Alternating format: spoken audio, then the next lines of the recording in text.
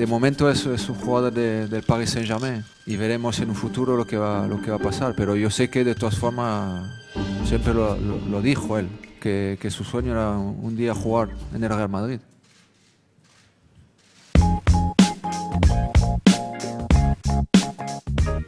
Bienvenue dans la quotidienne Mbappé au Real Madrid. On ne compte plus les épisodes et c'est Zidane qui relance la rumeur. En tout cas, les propos de Vadim Vassiliev, l'ancien vice-président de l'AS Monaco, ne sont pas passés inaperçus en Espagne. Souvenez-vous, il disait ça dimanche dans Téléfoot. Vous me voyez venir avec mes gros sabots. Pourquoi il n'a pas signé au Real il y a 2 ans directement? Bon, il m'a dit... Pourquoi il a quitté Monaco pour le PSG et pas pour le Real? Il m'a dit, Vadim, je le sens à fond de moi, c'est trop tôt. J'ai joué qu'un an dans mon pays. Je suis parisien. Je ne veux pas quitter mon pays comme ça. Je veux quand même devenir un grand joueur ici avant Real. Ça attendra. En tout cas, nos confrères du Parisien croient savoir que le Real Madrid serait prêt à faire des folies pour Mbappé avec une offre de 400 millions d'euros pour l'attirer en fin de saison. Et le PSG préparait même une contre-offensive afin de prolonger Mbappé et lui proposer un salaire de 37 millions d'euros comme Neymar. Et c'est notre question du jour les amis, est-ce que vous voyez tout simplement Kylian Mbappé madrilène dès la saison prochaine? On n'est qu'en novembre et les rumeurs s'intensifient jour après jour. Voilà, donnez-nous vos avis, on sélectionnera 2 commentaires demain. Et en parlant du PSG, la Ligue des Champions continue ce soir. Le PSG défie Bruges. Les Parisiens peuvent valider dès ce soir leur qualification pour les 8e de finale. Et comme chaque année, presque à la même période, il y a ce journaliste qui ressort du placard la fameuse question. Est-ce que c'est la saison idéale pour gagner le Champions League? On va Chaque saison est une saison idéale pour gagner. Il y a le Bayern qui tourne pas, le Barça tourne pas bien. Mais c'est novembre. Les mal choses, c'est novembre.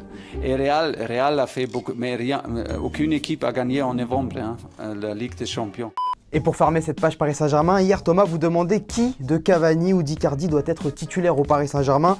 Pour toi Jean Babybel, Cavani c'est l'histoire de Paris, c'est notre chouchou, notre matador.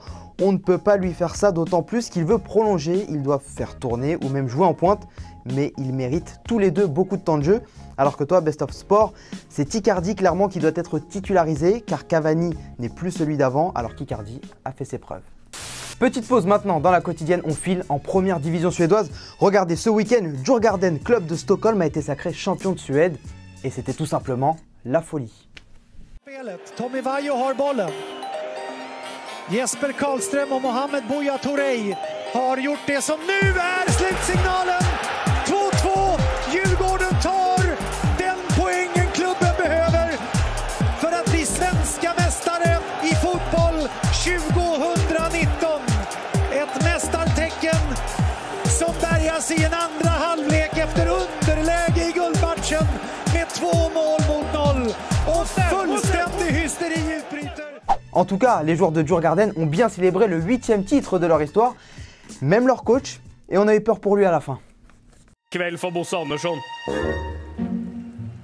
Som besvimer då. Besvimer. Se här. Vad hände nu? Men man kan jo forstå det. Altså, tenk for et trykk i de 90 minuttene. Og ikke bare de 90 minuttene, men også da dagen i forveien, uka i forveien. Det er jo... Et on revient sur la Ligue des Champions. L'OL a assuré hier soir contre Benfica, victoire 3-1. La qualif pour les 8e de finale est bien partie. Seule fausse note, la blessure de Memphis Depay qui souffrirait d'une gêne musculaire. Coup dur à quelques jours de l'Olympico, sauf pour les joueurs de Lyon interrogés par Christophe Abel en zone mixte, qui apparemment n'était pas très au courant de la situation. Je ne suis pas médecin, mais en tout cas, c'est embêtant pour nous et c'est embêtant s'il ne peut pas jouer dimanche. J'en ai pas parlé avec lui, donc je ne sais pas du tout ce qu'il a. Non, on n'en a pas trop discuté, on attend de voir demain. Je sais pas, peut-être qu'il sera là dimanche. C'est pas encore une mauvaise nouvelle, on va savoir ça dans les prochains jours. Et triste soirée pour le LOSC, déjà éliminé de la Ligue des Champions, après sa défaite hier soir 4-1 contre Valence. Il reste peut-être encore une infime chance qu'il dispute la Ligue Europa. Et pendant ce temps-là, ça va mal, même très mal du côté de l'Inter, battu 3-2 par Dortmund, après avoir mené 2-0 à la mi-temps. Et après match, il y avait juste à voir la tête d'Antonio Conte pour comprendre que ça va pas très bien.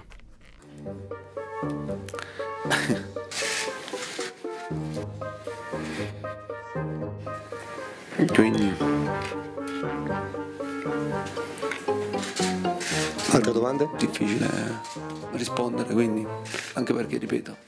Et Conte qui en a profité pendant cette conf pour défendre ses joueurs et fracasser ses dirigeants parce que pour lui, il y a un manque de recrutement. Mi sono fidato di alcune situazioni, magari non avrei dovuto fidarmi di alcune situazioni, però va bene. Allez, avant de se quitter, on finit avec cette image. Regardez, c'était N'Golo Kanté à l'entraînement. Regardez ce qu'il a fait. Alors certes, il est petit, il est gentil, mais il est méchant aussi avec les gardiens.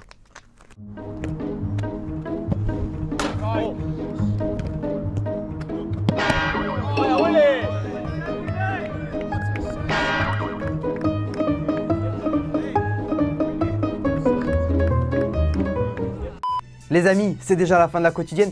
Nous aussi, on est gentils avec vous cette semaine. On n'oublie pas, le maillot du Bayern Munich à remporter sur notre chaîne YouTube. C'est réservé exclusivement à nos abonnés. Et nous, pendant ce temps-là, on se quitte en images et en musique. Ciao.